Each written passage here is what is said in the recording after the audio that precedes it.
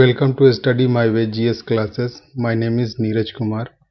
Today we are going to analyze second part of the UPSC Civil Services PT 2021 questions. So let's start. Question number 31. With reference to Chausat Yogini temple situated near Morena, consider the following statement. इसमें हमें चौसठ योगिनी temple के बारे में कुछ statement दिए हुए हैं, उसमें से फाइंड आउट करने हैं which one is the correct statement. तो पहला स्टेटमेंट है it is circular temple build during the reign of Kachchhapaghata dynasty. Second statement है it is only circular temple build in India. फिर थर्ड स्टेटमेंट है it was meant to promote the Vaishnava cult in the region. And the fourth statement is its design has been given rise to a popular belief that it was the inspiration behind the Indian Parliament building. तो सी हमें हमेशा absolute statement वाले पे focus करना चाहिए. ये India में सिर्फ सर्कुलर टेम्पल नहीं है, तो ये वाला स्टेटमेंट में जो ओनली लगा हुआ है ये रॉन्ग स्टेटमेंट है. तो अगर सेकेंड स्टेटमेंट मेरा रॉन्ग हुआ तो ये रॉन्ग हो गया, ये रॉन्ग हो गया और ये वाला रॉन्ग हो गया. तो automatically C is the correct answer. तो सी करेक्ट हमारा आंसर होगा क्योंकि ये एक सर्कुलर टेम्पल है build during the reign of Kachchhapaghata dynasty. तो ये बिल्कुल सही है. और फोर्थ वन है कि पार्लियामेंट बिल्डिंग का इंस्पिरेशन इसी से लिया गया है. और जहाँ तक सवाल है कच्छापगटा डायनेस्टी का, ये एक Indian dynasty that ruled between 10th to 12th century और इसका लोकेशन है north western part of central India और प्रेजेंट डे में ये मध्य प्रदेश में है. तो next question 32nd. Which one of the following ancient town is well known for its elaborate system of water harvesting and management by building a series of dams and channelizing water into connected reservoirs? तो ये बिल्कुल simple question है और इसका answer Dholavira है. वहाँ पे एक वाटर हार्वेस्टिंग और मैनेजमेंट सिस्टम था, एलोबरेट सिस्टम डेवलप किया हुआ था आईवीसी में, that is Indus Valley civilization में. That is also related to Harappan civilization. So the correct answer is Dholavira. So in the first quarter of 17th century, in which of the following was the factory of the English East India Company located? अब यहाँ पे जो है ना first quarter of 17th century का बात किया जा रहा है, मीन्स 1 जनवरी 1601 से लेकर 31 जनवरी 1700 तक. और इसमें भी हमें 1601 टू 1625 तक का ही टाइम पीरियड को लेना है. तो इस समय में हमारा सिर्फ वारोच वाला जगह पे इंग्लिश ईस्ट इंडिया कंपनी का फैक्ट्री डेवलप हुआ था. ना तो सेकेंड स्टेटमेंट सही है और ना ही त्रिचिनापल्ली सही है. तो ये थर्ड स्टेटमेंट वाला गलत और टू स्टेटमेंट वाला भी गलत. तो करेक्ट आंसर इज ए. तो next question. From the decline of Gupta until the rise of Harshvardhana in the early 7th century. अभी 7th सेंचुरी से हमारा क्वेश्चन पूछा गया और हर्षवर्धना से क्वेश्चन पूछा गया which of the following kingdoms were holding power in northern India. अब ये थोड़ा सा ट्रिकी और टफ क्वेश्चन में माना जाएगा क्योंकि उस समय गुप्ता अंपायर के टाइमलाइन में कौन कौन से इंपॉर्टेंट पावर नॉर्दर्न इंडिया में थे. तो इसके करेक्ट आंसर हो जाएंगे बी हो जाएंगे इसके करेक्ट आंसर, क्योंकि गुप्ताज ऑफ मगध थे, उसके बाद Pushya Bhuti of Thaneshwar, then Maukhari of Kannauj and the sixth one is Maitrakas of Vallabhi. तो ये सब पावर जितने थे ये Guptas of Magadha, the Magadh region में जो गुप्ताज थे वो इनके बारे में डील किया जा रहा है. Next one is Pushya Bhutis of Thaneshwar and the Maukharis of Kannauj and the Maitrakas of Vallabhi. Yadavas of Devagiri नहीं है, उसके बाद पारमराज ऑफ मालवाज भी नहीं है. तो सो करेक्ट आंसर बी है. Next, according to Portuguese writer Nuniz. अब ये नूनिज के बारे में पूछा गया है, ठीक ना, और ये कहाँ थे, ये पोर्चुगीज राइटर्स हैं. सी दूसरे छोटे और स्टेट पीसीएस में भी इस टाइप के क्वेश्चंस निकल जाते हैं इसी के थ्रू. तो इन वीमेन के बारे में विजयनगर अंपायर में क्या था, यानी कि according to Portuguese writer Nuniz the women in Vijayanagar empire were expert in which of the following areas, wrestling, astrology, accounting and soothsaying. तो ये चारों करेक्ट है क्योंकि विजयनगर अंपायर में वीमेन का एक इंपॉर्टेंट रोल था और वीमेन का वैल्यू भी उस समय अधिक था as compare to other dynasty at that point of time. So the correct answer is all of them. So D is the correct answer. Now 36 question. With reference to Madanapalli of Andhra Pradesh, which one of the following statement is correct? Means Madanapalli Andhra Pradesh region के बारे में ऐसा कौन सा बात important है? तो इसका करेक्ट आंसर है रविन्द्रनाथ टैगोर यहाँ पे नेशनल एंथम बंगाली से इंग्लिश में ट्रांसलेट किए थे। That is c is the correct answer. तो नेक्स्ट क्वेश्चन 37 नंबर। अब ये हिस्टोरिकल प्लेस और वेल नोन फॉर किस चीज के लिए जाने जाते हैं उसके लिए क्वेश्चन पूछे गए हैं। तो यहाँ पे 37 नंबर क्वेश्चन में ये है कि Burzahom well cut shrine, next Chandra Ketugarh, next है आपको गणेश्वर। तो इसके करेक्ट आंसर हो जाएंगे सेकंड एंड थर्ड, क्योंकि ये जो बुर्जम है ये Burzahom is well known for Neolithic culture in Kashmir, evidence for the megalithic and early periods of history found here, but rock cut shrines are not there, so it's incorrect. The correct answer is second and third, means Chandra Ketugad terracotta art and Gyaneshwar means copper artifacts। तो correct answer इसके हो जाएंगे D। तो 38 number, consider the following statements. अब यहाँ पे है it was the during the reign of Iltutmish that Genghis Khan reached the Indus in pursuit of fugitive Khajaram Empire prince. The next question is it was a statement it was during reign of Muhammad bin Tughlaq that Taimur occupied Multan and crossed the Indus. Next one, it was during the reign of Deva Raya of Vijayanagar Empire that Vasco da Gama reached the coast of Kerala।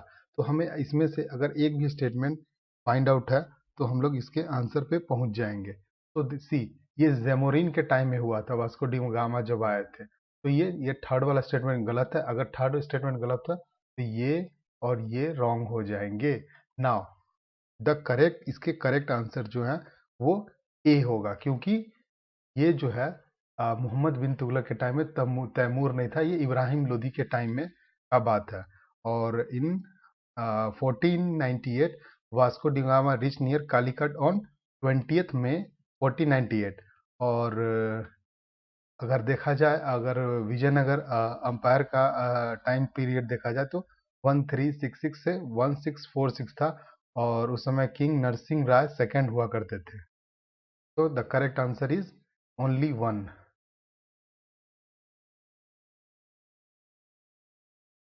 तो 39 number, Saint Francis Xavier was one of the founding members of the Jesuit order. अब ये Saint Francis से related है। Saint Francis Xavier died in Goa and a church is dedicated to him there. Goa में एक church है Saint Francis Xavier के नाम से, और वो बहुत फेमस चर्च है। The third statement is the feast of Saint Francis Xavier is celebrated in Goa each year. तो इसके करेक्ट आंसर हो जाएंगे, क्योंकि एक्चुअली में सेंट जेवियर का डेथ जो है वो चाइना में हुआ था। तो ये सेकेंड स्टेटमेंट रॉन्ग हो जाएगा। अगर मुझे सेकेंड स्टेटमेंट पता है तो ये और ये ऑटोमेटिकली रॉन्ग हो जाएगा। And the correct answer is 1 and 3। और जहाँ पे सेंट फ्रांसिस जेवियर का डेथ हुआ था चाइना में, और उस आइलैंड का नाम था island of Sancian, island of that is Sancian. तो correct answer is 1 and 3, means the feast of Saint Xavier is celebrated in Goa each year. ये बात सही है। एंड इसमें रंग बिरंग के कपड़े वगैरह भी पहने जाते हैं as Goa culture. And Saint Francis Xavier was one of the founding member of Jesuit order. ये Jesuit order that is related to Christian era and Christian order. तो फर्स्ट और 3 statements is true. 40th question, with reference to the history of ancient India, which of the following statement is or are correct? See, अब ये मिताक्षरा और दयाबागा school के बारे में हम question पूछा गया है। और इस तरह के Hindu law of succession news में भी काफ़ी था। करंट अफेयर का ये करंट अफेयर और हिस्ट्री दोनों का मिक्स्ड अप क्वेश्चन है, तो हम लोग रीड करेंगे पहले। तो Mitakshara was the civil law for upper caste and Dayabhaga was the civil law for lower caste। No, ये बिल्कुल रॉन्ग है। दोनों ऐसा नहीं था कि एक लोअर कास्ट के लिए था, ये अपर कास्ट के लिए था। तो अकॉर्डिंग टू फर्स्ट स्टेटमेंट ये वाला रॉन्ग हो जाएगा और ये वाला रॉन्ग हो जाएगा, सी नंबर वाला, because of first statement is wrong. अब नाउ इधर 2 is correct or 3 is correct. So second statement is, in the Mitakshara system, the sons claim right to the property during the lifetime of the father, whereas in the Dayabhaga system, it is only after the death of the father that the son can claim right to the property. And the third statement is, the Mithakshara system deals with the matter related to property held by male member only। अब यहाँ पे ये only statement है, ये थोड़ा सा doubtable है, of a family, whereas Dayabhaga system deal with the matter related to the property held by both male and female। Male and female यहाँ पर, बट यहाँ पे ओनली लग गया है, दो की मोस्ट ऑफ द स्टेटमेंट दोनों के राइट है, बट ये ओनली एक एब्सोल्यूट स्टेटमेंट है, तो करेक्ट आंसर इसके बी होने चाहिए। So 41 question number, with reference to the history of ancient India, Bhavabhuti, Hastimalla and शेमेश्वरा is famous for। अब ये जो है भावाभूति, हस्तिमल्ला एंड शेमेश्वरा, ये किस चीज के लिए फेमस है? तो ये फेमस है आपको प्ले राइट्स के लिए। सो सिंपल क्वेश्चन है। Next, consider the following statement. अब मोंटागो क्लेम्स ऑफ रिफॉर्म के ऊपर क्वेश्चन पूछा गया। अब ये क्वेश्चन ये पूछा गया कि द मोंटागो क्लेम्स of reform of 1919 recommended granting voting right to all women above the age of 21। तो ये रॉन्ग है। इस समय मोंटागो क्लेम्सफोर्ड रिफॉर्म के टाइम में ऐसा कोई बात नहीं किया गया था। And the second statement is, the government of India act of 1935 gave women reserve seats in legislature. ये सही स्टेटमेंट है, provided government of India act 1935 implemented. तो ये इम्प्लीमेंट नहीं हो पाया था बिकॉज ऑफ सम कंस्ट्रेंट। तो ये आंसर इसके करेक्ट हो जाएंगे, ओनली बी मीन्स सेकेंड वाला statement. And 43rd, with reference to 8th August 1942 Indian history, which one of the following statement is correct? तो ये सबों को पता है 8 अगस्त को भारत छोड़ो आंदोलन means quit India movement by Gandhi ji. That is, the Quit India resolution was adopted by All India Congress Committee. So A is the correct answer. Now move forward on 44th. Who among the following is associated with Song from Prison, a translation of ancient Indian religious lyrics in English? तो ये मोहनदास करमचंद के द्वारा दिया गया था, Songs from Prison। Very important question. क्या होता है कि यूपीएससी के क्वेश्चन डिफरेंट पीसीएस में भी पूछे जाते हैं, तो हमें हर स्टेटमेंट और इनके एनालिसिस बहुत इंपॉर्टेंट है as per other state PCS like BPSC, UPSC, UPPSC, JPSC और अदर एग्जाम्स में भी पूछे जाते हैं। तो हमें जितने भी प्रीवियस ईयर्स के क्वेश्चंस हैं उसको सॉल्व करने चाहिए। So 45th number, with reference to the medieval India, which one of the following is the correct sequence in ascending order in terms of size? अब साइज के आधार पर ये पूछा गया क्वेश्चन, तो असेंडिंग ऑर्डर, हमेशा इस चीज पे हमें फोकस करना चाहिए कि असेंडिंग ऑर्डर में पूछा गया कि डिसेंडिंग ऑर्डर में पूछा गया है क्वेश्चन। तो यहाँ पे असेंडिंग ऑर्डर है, मीन्स लोअर से मुझे अपर की ओर मूव करना है, मीन्स इसका आंसर ए हो जाएंगे। सबसे छोटा परगना, देन सरकार, देन सूबा। सूबा पूरे स्टेट को बोलते हैं, सरकार डिस्ट्रिक्ट को बोलते हैं, और डिस्ट्रिक्ट के अंदर जो ब्लॉक्स और सब डिवीजन होते हैं वो परगना को बोलते हैं। तो A is the correct answer. Now 46, which among the following was associated as secretary with Hindu female school which later came to be known as Bethune female school? तो ये सीधा क्वेश्चन है और ये ईश्वर चंद विद्यासागर से रिलेटेड है। दैट इज बाद में बेथ्यून फीमेल स्कूल के नाम से जाना जाने लगा, पहले वो सेक्रेटरी भी हुआ करते थे हिंदू फीमेल स्कूल के। Now 47th, in the context of colonial India, Shah Nawaz Khan, Prem Kumar Sehgal and Gurbaksh Singh Dhillon was remembered as, ये सारे इंडियन नेशनल आर्मी के थे और इनका ट्रायल चला था ब्रिटिश गवर्नमेंट से ट्रीट ब्रिटिश गवर्नमेंट के साथ ट्रीजन करने के लिए। Now 48th, with reference to Indian history which of the following statement is और आर करेक्ट। तो पहला स्टेटमेंट है the Nizamat of Arcot emerge out of Hyderabad state. ये अच्छा क्वेश्चन है।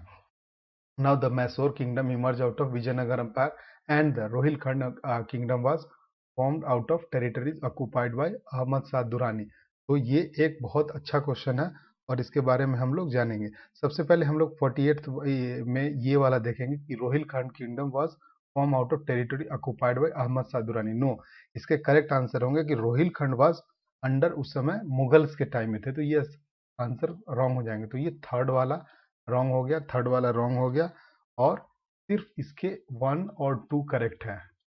तो आंसर करेक्ट आंसर इज 1, क्योंकि Nizamat of Arcot emerge Hyderabad state से हुआ था और मैसूर किंगडम विजयनगर एम्पायर से। एज वी नो, ये सारे विजयनगर एम्पायर से पहले वोडियार डायनेस्टी के थे और Wodeyar dynasty that is related to Vijayanagar empire. तो next one is 49th, which one of the following statement is correct. तो कौन सा इसमें करेक्ट है? सी, मुझे अजंता केव के बारे में पता है और एक्चुअली में ये भी करेक्ट आंसर है, क्योंकि Ajanta cave lie in the gorge of Waghora river. हमें एक काम करने होंगे कि ये जो तीनों स्टेटमेंट है, Sanchi stupa that is also related to Ashoka, Pandu Lena cave shrines and Amaravati stupa. अब यहाँ पे कोई रिवर है और कौन सा रिवर है, किससे रिलेटेड है, ये हमें फाइंड आउट करनी है। तो कमेंट में आप आंसर कर सकते हैं। Okay, now next, consider the following statement. 21st February is declared to be International Mother Language Day by UNICEF. अब ये इंटरनेशनल मदर लैंग्वेज डे तो सही बात है, बट ये यूनिसेफ नहीं, यूनेस्को है, यूनेस्को। ओके, तो पहला स्टेटमेंट रॉन्ग हो जाएगा। तो पहला रॉन्ग हो गया तो ये रॉन्ग हो गया। नेक्स्ट स्टेटमेंट, हमें हमेशा यूपीएससी के क्वेश्चंस में या इवन इस टाइप के क्वेश्चन में जहां पर 1 2 1 2 3 और बोथ 1 and 2 एंड नीदर 1 और 2, इस टाइप के स्टेटमेंट में एलिमिनेशन मेथड से जाना चाहिए। कौन सा स्टेटमेंट रॉन्ग है उससे पहले एलिमिनेट कर देना चाहिए, then get back to the original answer. तो the demand that Bangla has to be one of the national languages was raised in constituent assembly of Pakistan. तो ये बात सही है कि वहाँ ये बात रेज किया गया था उनके कुछ लीडर्स के द्वारा, क्योंकि बंगाली बहुत सारे रीजन में उनके बोले जाते हैं। हाउ इज पर्माकल्चर, अब ये बहुत इंपॉर्टेंट क्वेश्चन है और बहुत अच्छा क्वेश्चन है, द हिंदू ने इसे कवर भी किया था। सी, अब इसमें क्या है कि how is permaculture farming different from conventional chemical farming. अब ये पर्माकल्चर फार्मिंग क्या होता है और कन्वेंशनल केमिकल फार्मिंग के बारे में एज हम लोग जानते हैं कि जो हम लोग केमिकल यूज करके फर्टिलाइजर्स वगैरह, केमिकल पेस्टिसाइड और हर्बिसाइड यूज करते हैं और हमारा उससे किस प्रकार सैलिनिटी वगैरह, खेतों की उर्वरा शक्ति वगैरह कम हो जाती है, उसके बारे में क्वेश्चन है। तो ये पर्माकल्चर फार्मिंग क्या है? तो पहला स्टेटमेंट हम लोग पढ़ेंगे, permaculture farming discourages monoculture practices but in conventional chemical farming monoculture practices are predominant.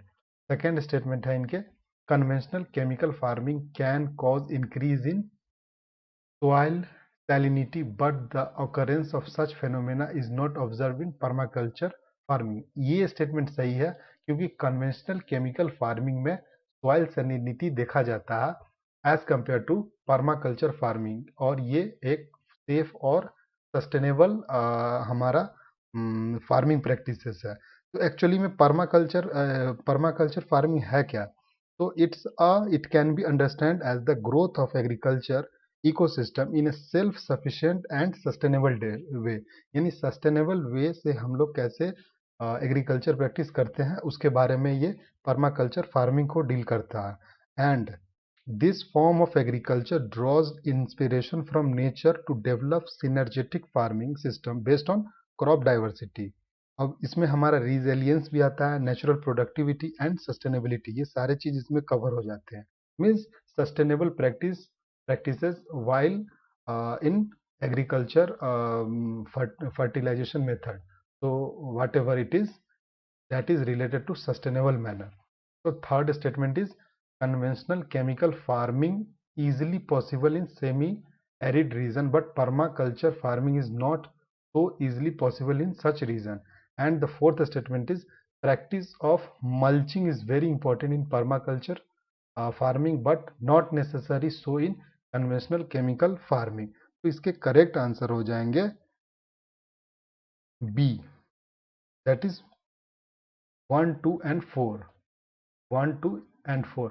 ये थर्ड स्टेटमेंट हमारा रॉन्ग हो जाएगा। क्यों रॉन्ग हो जाएगा? क्योंकि ये conventional chemical farming easily possible in semi arid region. Semi arid region में ये नहीं पॉसिबल होता, क्योंकि अगर हम लोग जैसे केमिकल यूज करेंगे तो ह्यूज क्वांटिटी ऑफ हमें वाटर का जरूरत होगा, तो इसीलिए ये थर्ड वाला रॉन्ग है। थर्ड वाला रॉन्ग है तो ये रॉन्ग हो जाएगा, ये रॉन्ग हो जाएगा। नाउ हमारा as you know we know कि हमारा ये पर्माकल्चर फार्मिंग डिस्करेज करता है monoculture practices, but conventional chemical farming monoculture इसमें हम लोग प्रैक्टिस करते हैं। That is correct statement. And soil salinity होता है कन्वेंशनल केमिकल फार्मिंग, ये भी हमारा करेक्ट है। और मल्चिंग वेरी इंपॉर्टेंट हो जाता है जहां तक सवाल है पर्माकल्चर फार्मिंग में, but not necessary so in conventional chemical farming. So correct answer is B, 1, 2 and 4.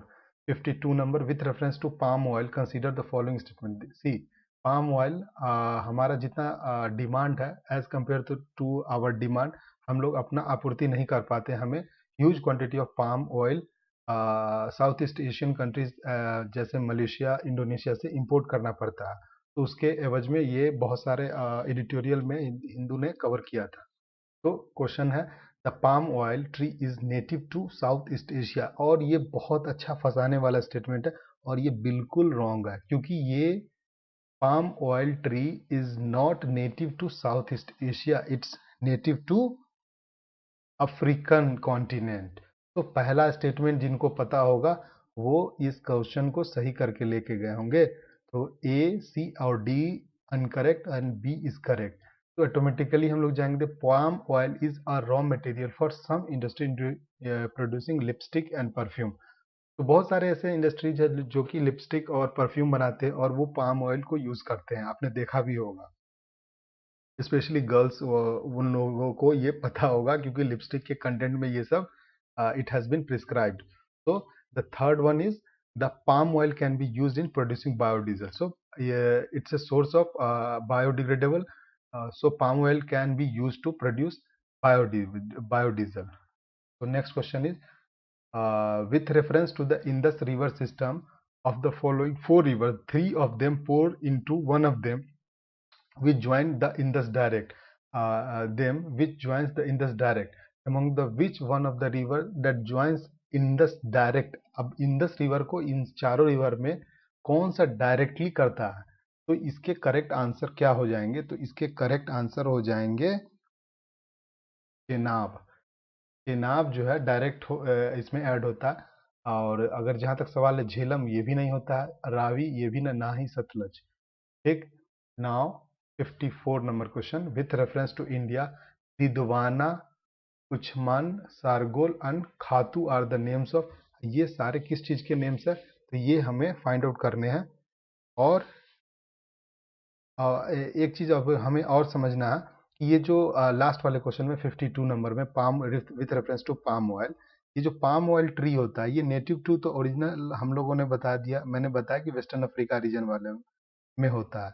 और ये भी इंपॉर्टेंट है कि ये एक ट्रॉपिकल रीजन में उगने वाला क्रॉप है और 20 डिग्री नॉर्थ और साउथ लेटीट्यूड में जनरली ये पाया जाता है। तो ये एक्स्ट्रा इन्फॉर्मेशन था। तो now get back to our 54th question. So India में ये दिदवाना, एज हम जानते हैं कि दिदवाना पड़ता है कहाँ पे? राजस्थान में, और इसके नाम से नेशनल पार्क भी है। कुछमान, Sargol and Khatu are the names of, अब ये सब किस चीज के नेम्स है? तो ये सारे नेम्स जो है वो सेलाइन लेक्स के नाम है, और यहाँ पे ह्यूज क्वांटिटीज ऑफ क्या बनता है? सॉल्ट बनता है। ठीक ना? तो ये डी इसके करेक्ट आंसर हो जाएंगे। तो नाउ 55 नंबर क्वेश्चन,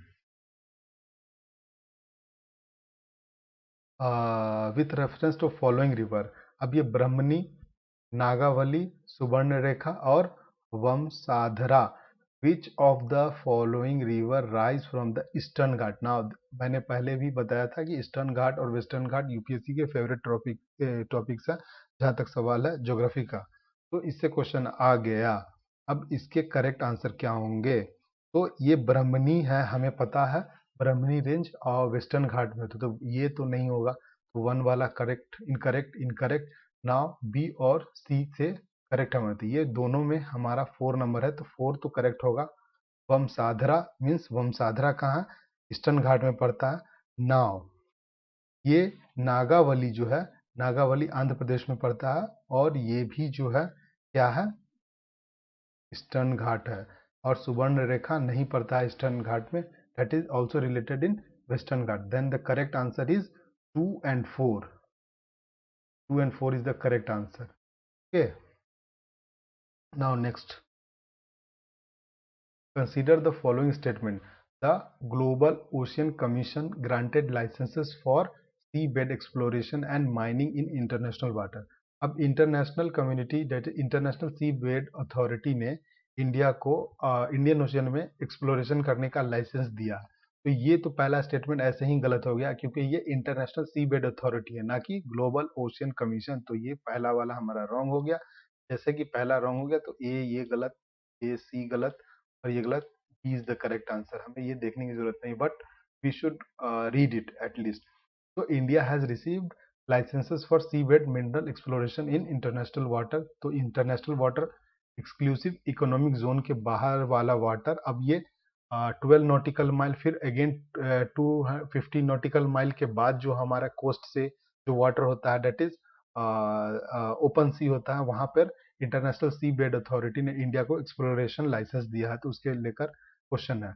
और वहां पे जनरली रेयर अर्थ मिनरल्स मिलते हैं, डेट इज पॉलीन्यूडल्स, इस टाइप के मेटल्स होते हैं, that is rare earth minerals are present on the sea floor in international water. So the correct answer is which one? 2 and 3 only, B. Now 57 number, among the following which one of the least water efficient को, अब यहाँ पे ये चीज समझना है, यहाँ पे बोला जा रहा है least water efficient crop. Least water efficient crop का मतलब हो गया कि बहुत ज्यादा पानी उसे चाहिए होता है, डेट इज कॉल्ड, इसका ए नंबर हो जाएगा, क्योंकि मिलेट हो गया, रेड ग्राम हो गया, एंड सनफ्लावर, ये कम पानी में भी हो जाएगा। बट शुगर केन को सनलाइट और वाटर दोनों का जरूरत होता है, और ये जनरली अच्छा होता है ब्लैक सॉइल में, क्योंकि वाटर होल्डिंग कैपेसिटी उनकी अधिक होती है और वाटर होल्ड करके रखता है। सो correct answer is A. Now 58 number, in the tropical zone the western section of the ocean are warmer than eastern section owing to the influence of trade wind। अब ये ट्रेड विंड से related है। और the second statement temperate zone that is related to westerlies. तो पूछा जा रहा है कि in the temperate zone westerlies make the eastern section of ocean warmer than the western section. तो which one is the correct answer? तो ये दोनों स्टेटमेंट सही है, यहाँ दोनों स्टेटमेंट सही है, बिकॉज इन ट्रॉपिकल जोन्स किसका इफेक्ट होता है? वहां ट्रॉपिकल जोन्स में, ट्रॉपिकल जोन में वेस्टर्लीज का इफेक्ट होता है, डेट इज वेस्टर्ली का इफेक्ट होता है, इस टाइप का होता है। Now, the tropical zones, the western section of ocean are warmer than the eastern section owing to influence of trade wind, and the temperate zone में westerlies make eastern section of the ocean warmer than western section। क्योंकि western section में क्या होता है, because of moisture led air, बारिश होने की वजह से हमारा जो ईस्टर्न सेक्शन होता है वार्मर होता है as compare to western section. तो C is the correct answer. Now question number 59। अब ये भी बहुत अच्छा क्वेश्चन पूछा गया, in the context of India's preparation for climate smart agriculture. अब ये what is climate smart agriculture, यानी कि क्लाइमेट स्मार्ट एग्रीकल्चर से क्वेश्चन पूछा गया है, और क्लाइमेट के अकॉर्डिंग हम लोग कैसे स्मार्टली एग्रीकल्चर प्रैक्टिस कर सकते हैं, उसके ऊपर है ये। नाउ स्टेटमेंट्स, तो इसके स्टेटमेंट्स क्या है? The climate smart village approach in India is a part of a project led by climate change, agriculture and food security and international research programme. हाँ, ये बात बिल्कुल सही है, क्योंकि ये एक इंटरनेशनल रिसर्च प्रोग्राम है and part of climate change, agriculture and food security, CCAFS के थ्रू है। Now the second one is the project of CCAFS is carried out under consultative group on international agriculture research headquarter in France, हाँ इसका ये headquarter France में पड़ता है। और ये जो प्रोजेक्ट CCAFSS, और ये कैरिड आउट किया गया था consultative group on international agriculture research, जिसका हेडक्वार्टर फ्रांस है। तो फ्रांस ने ये लीड किया था इसके लेकर। नाउ ये भी स्टेटमेंट सही हमारा हो गया, सेकंड स्टेटमेंट भी सही हो गया। अब हम फिर थर्ड स्टेटमेंट के जाएंगे, क्योंकि ये स्टेटमेंट में तीनों है।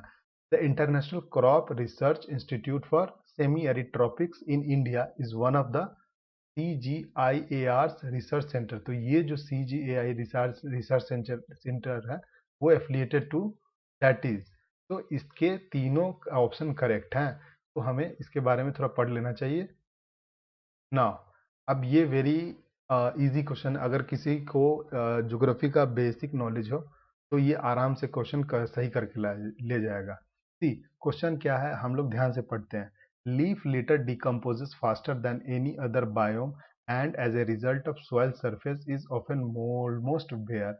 Apart from tree, the vegetation is largely composed of plant forms and reach up into canopy variously by climbing the trees or growing as epiphytes rooted in the upper branches of trees. This is most likely description of tropical rainforest के बारे में पूछा जा रहा है, और ये decompose जो लीफ होता है उसके बारे में है। Now next, the vegetation of savanna. अब ये सवाना से रिलेटेड क्वेश्चन पूछा गया है। consist of grassland and scattered small trees but extensive area having no trees। बहुत सारे एरिया हैं वहां पे ट्री नहीं है। The forest development in such area is generally kept in check by one or more or a combination of some condition। Which one of the following such condition। अब इसमें कौन कौन से फॉलोइंग कंडीशन हमें देखने के लिए मिल जाते हैं। तो ब्यूरोइंग एनिमल्स एंड टर्माइट। तो इस तरह का एक तो स्पार्स फॉरेस्ट एरिया होते हैं, तो ब्यूरोइंग एनिमल्स और टर्माइट। बोरोइंग एनिमल्स तो मिल जाएंगे, बट टर्माइट्स बहुत मुश्किल है, क्योंकि ये generally tropical forest area, tropical rain forest area में पाया जाता है। तो वन इज इनकरेक्ट। तो वन इनकरेक्ट से ये आंसर नहीं हो सकता, ये आंसर नहीं हो सकता है ना। फायर इस समाना में कॉमन होते हैं। ग्रेजिंग हर्बीवोर्स ये भी कॉमन है। एंड सीजनल रेन फॉरेस्ट हो सकते हैं, बट ये सॉइल प्रॉपर्टीज ये डाउटफुल है। इसका एग्जैक्ट आंसर यूपीएससी जब अपना आंसर की रिलीज करेगा तो हम लोग को देखना होगा। लेकिन एज पर अदर सोर्सेस मैंने सर्च किया है एक एक स्टेटमेंट को, तो ये सी वाला स्टेटमेंट सबसे ऑथेंटिक और सही है। तो इसके 2, 3 एंड 4 वाला सही है। तो ये हम लोग जाएंगे, क्योंकि ये बोरोइंग एनिमल्स वाला तो स्टेटमेंट सही है, बट टर्माइट जो है वो एक तो कोनीफेर डेसिडुअस फॉरेस्ट वगैरह वाला एरिया में ज़्यादा मिलता हमें पाया जाता है, बट सवाना में ये मैंने नहीं देखा। और बहुत मैंने सर्च करने के बाद इस कंक्लूजन पे पहुंचा हूं कि 2, 3 and 4 is the correct answer. तो 62 number, with reference to the water on the planet earth consider the following statement. तो हमारा जो अर्थ के ऊपर वाटर है, और ये बिल्कुल डायरेक्ट क्वेश्चन है एनसीईआरटी से, तो इसके करेक्ट आंसर क्या हो जाएंगे। तो इसको थोड़ा सा हम लोग अच्छे से देखेंगे। सी हमारा फ्रेश वाटर और ओशियन में जितना वाटर है वो कितना है। एक्चुअली में 96.5% हमारा ओशियन कवर कर लेता है, दैट इज सेलाइन वाटर। और ये जो हमारा फ्रेश वाटर है वो ओनली 2.5% ही है। तो इसमें अगर हम ग्राउंड वाटर का बात करें तो ग्राउंड वाटर फ्रेश वाटर का 30% अप्रोक्स है, और ग्लेशियर और आइस कैप में 68% है, एंड द सरफेस और other fresh water sources only 1.2%। तो हम लोग स्टेटमेंट देखेंगे। The amount of water in the river and lakes is more than the amount of ground water. यानी हम लोगों ने ग्राउंड वाटर, जैसे कि हम लोग को बताया गया है कि ये जो सरफेस और अदर फ्रेश वाटर है ओनली 1.2% है, जबकि ग्राउंड वाटर 30% अप्रोक्स है। तो ये पहला वाला स्टेटमेंट हमारा ऐसे ही रॉन्ग हो गया। Now second, the amount of water in polar ice caps and glacier is more then that amount of ground water. तो ये ग्राउंड वाटर से ग्राउंड वाटर 30% है, तो इसके करेक्ट आंसर क्या हो जाएंगे, बी हो जाएंगे ओनली। तो ये करेक्ट है, क्योंकि वाटर में पोलर आइस कैप्स और ग्लेशियर में बहुत ज़्यादा है as compare to that of ground water से कहीं, क्योंकि आइस कैप और पोलर रीजन में अप्रोक्स 68% है, जबकि ग्राउंड वाटर में हमारा ओनली 30% ही है। तो B is the correct answer. तो इसके मैंने एक लिखा भी है। तो ये आपका मैं दिखा देता हूँ आपको। तो ये है। तो अगर हम लोग अर्थ के वाटर के बारे में देखें तो कुछ ऐसा है जिसमें फ्रेश वाटर 2.5, ये वाला जो ऊपर वाला जो रीजन है ये फ्रेश वाटर है, और अदर सेलाइन वाटर है ओनली 0.9%। हमें मेजर ये ओशियन वाला पे फोकस करना है। टोटल ग्लोबल वाटर का 96.5% हमारा ओशियन वाला है, और फ्रेश वाटर ओनली कितना है 2.5% है। नेक्स्ट है आपको ये 2.5% को ये इतना बड़े वाले रीजन में फ्रेश वाटर का पार्ट में हम लोगों ने डील किया है, जिसमें ग्लेशियर और आइस कैप्स में 68.7% है, और ग्राउंड वाटर 30.1% है, और सरफेस और अदर सेक्शन तो ओनली 1.2% है। और अगर हम लोग यहाँ पे surface water and other fresh water जो कि 1.2% मात्र है उसमें देखेंगे, तो ग्राउंड आइस एंड परमाफ्रॉस्ट वाला उसका 69% हो जाता है, और उसके बाद हमारा लेक्स आता है 20.9%, एटमॉस्फेयर में 3% है 3%, लिविंग थिंग्स 0.26%, रिवर ओनली 0.49%। इसे हमें ध्यान से रखना है क्योंकि ना सॉइल मॉइस्चर में भी अधिक है water as compare to river. तो ये वाला से एक क्वेश्चन बन सकता है। एटमॉस्फेयर दे दिया जाएगा, लिविंग थिंग्स दे दिया जाएगा, रिवर दे दिया जाएगा, स्वैम्प और मार्शेस वाला रीजन दे दिया जाएगा, और सॉइल मॉइस्चर। तो सबसे कम हमारा किस में है गाइस? हमारा सबसे कम रिवर में है, अगर हम बात करें surface water and other fresh water resource के बारे में। तो फिर get back to our original work, that is,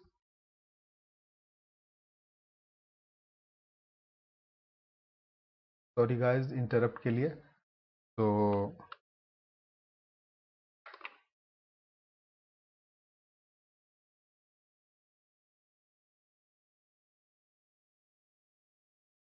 हम लोग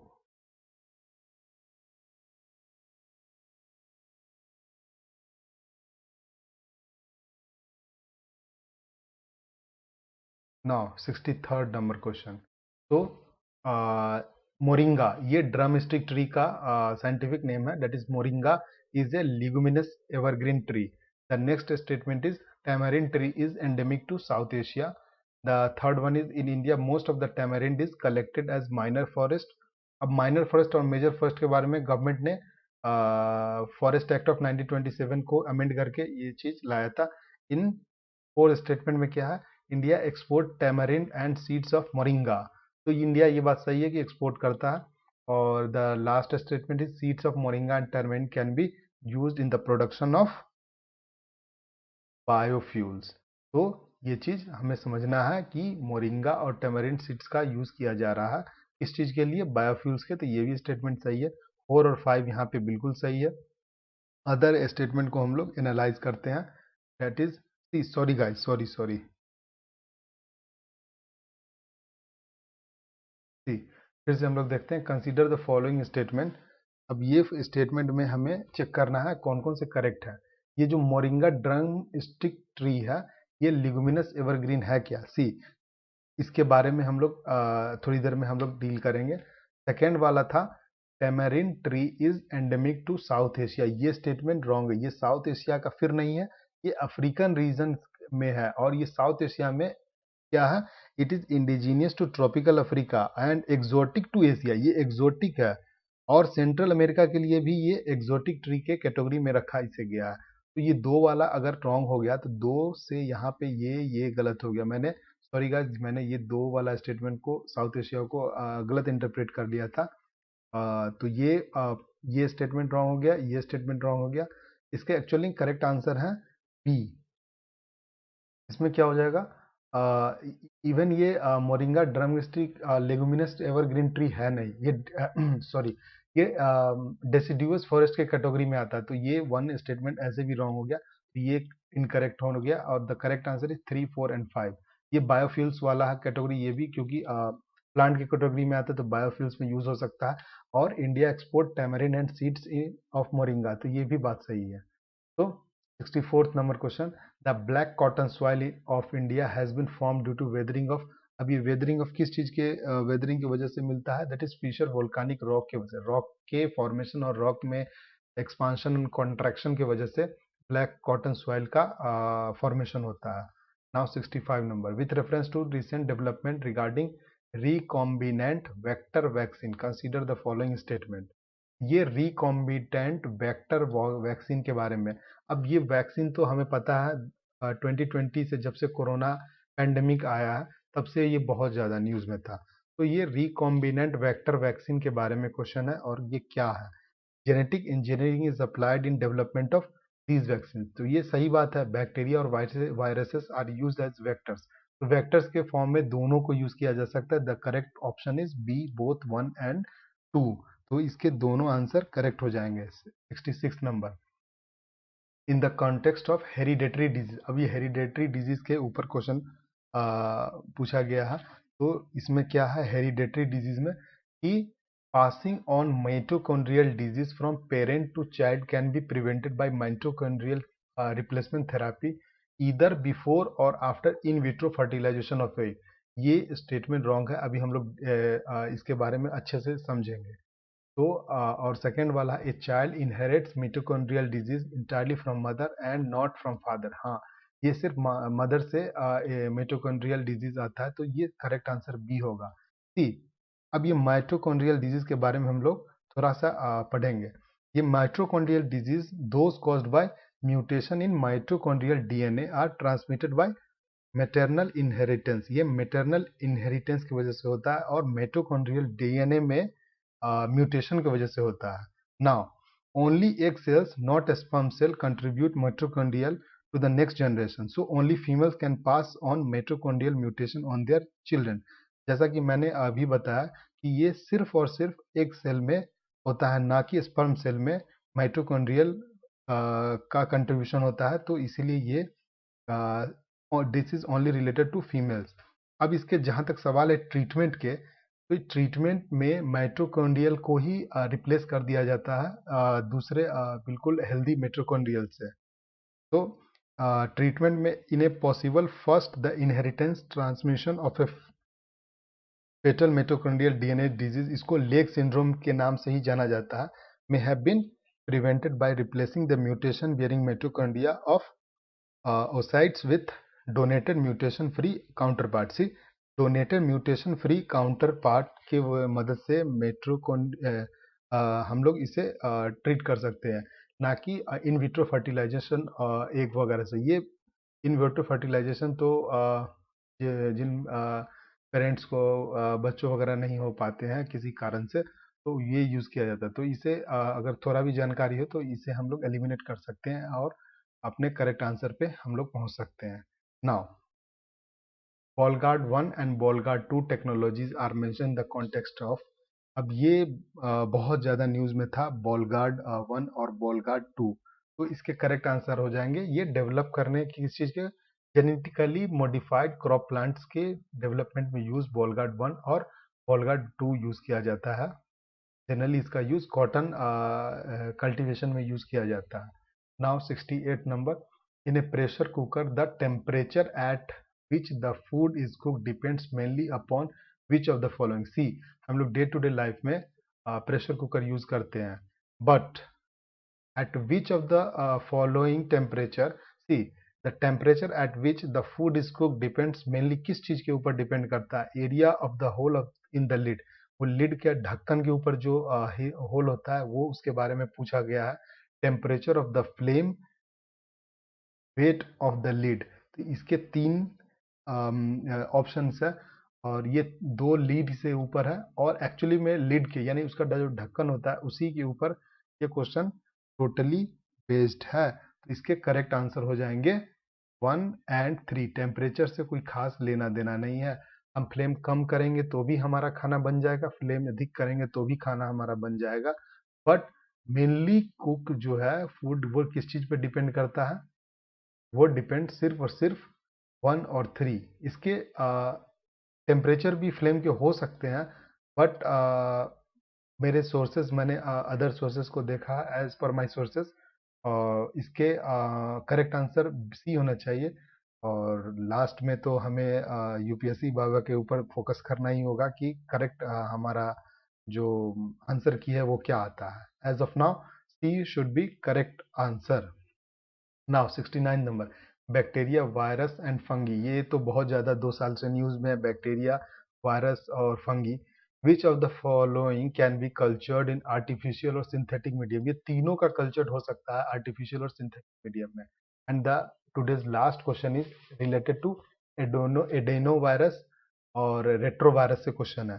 सबसे पहले हम लोग जानेंगे कि what is adeno virus and what is retrovirus. See, ये जो हमारा एडेनो वायरस है वो medium size non envelope virus होता है और डबल स्ट्रैंडेड डीएनए जीनोम होता है। इनका क्या होता है, double stranded genome DNA genome होता है और आइसोहेड्रल न्यूक्लियोप्लास्टिड होता है। और दूसरा रेट्रोवायरस जो होता है ये एक वायरस है दैट यूजेस आरएनए। ये डीएनए यूज नहीं करता है, रेट्रोवायरस आरएनए यूज करता है एज इट्स जेनेटिक मटेरियल। जहां तक सवाल इसका जेनेटिक मटेरियल का, ये यूज करता है आरएनए और एडेनोवायरस डीएनए यूज करता है, that is double stranded DNA genome. और when retrovirus infect a cell, जब रेट्रोवायरस किसी सेल को इन्फेक्ट करता है, it makes a DNA copy of genome that is inserted in DNA of the host cell. और example के तौर पे कैंसर और एड्स में हम लोग ये सब चीज देखते हैं। हम लोग मैं फिर से एक बार एक्सप्लेन कर देता हूँ। जब व्हेन रेट्रोवायरस किसी सेल को इन्फेक्ट करता है, then it makes a DNA copy. तब उसमें क्या करता है, वो डीएनए कॉपी एक बनाता है अपने जीनोम का, that is inserted into the DNA of the host cell. तब उसके डीएनए में होस्ट सेल के इंसर्ट किया जाता है। जैसे कि एक और इसमें बोला जा सकता है कि एक retrovirus is a type of virus that inserts a copy of its RNA genome. RNA genome का कॉपी होता है, that is conversion in DNA of the host cell that it invades, thus changing the genome of the cell. पूरे cell का genome को क्या कर देता है, ये चेंज कर देता है। So one answer is correct, incorrect because adenovirus है सिंगल स्ट्रैंडेड नहीं है, ये डीएनए पार्ट है दैट इज डबल स्ट्रैंडेड। और ये रेट्रोवायरस आरएनए का पार्ट है दैट इज सिंगल स्ट्रैंडेड हो जाएगा। तो पहला स्टेटमेंट हमारा रॉन्ग हो जाएगा। Common cold is sometimes caused by an adenovirus where AIDS is caused by retrovirus. तो एड्स हम लोगों ने एग्जांपल देख लीजिए। कॉमन कोल्ड हम लोग देखते हैं एडेनोवायरस में आ जाता है और एड्स कौन सा आ जाता है, रेट्रोवायरस में। तो only B is correct. See, now 30 questions are remaining. So जल्द से जल्द मैं ये 30 क्वेश्चन को अपलोड कर दूंगा with as per my knowledge और अदर सोर्सेस। तो करेक्ट करने का मैं कोशिश करूंगा और जल्द से जल्द को अपलोड करने का कोशिश भी करूंगा। तो कैसा लगा गाइज आपको, कमेंट करिएगा और ज़्यादा से ज़्यादा हो सके नीडी लोगों को शेयर भी कर दीजिएगा। शेयर करिए, लाइक करिए। तो thank you guys, thank you very much.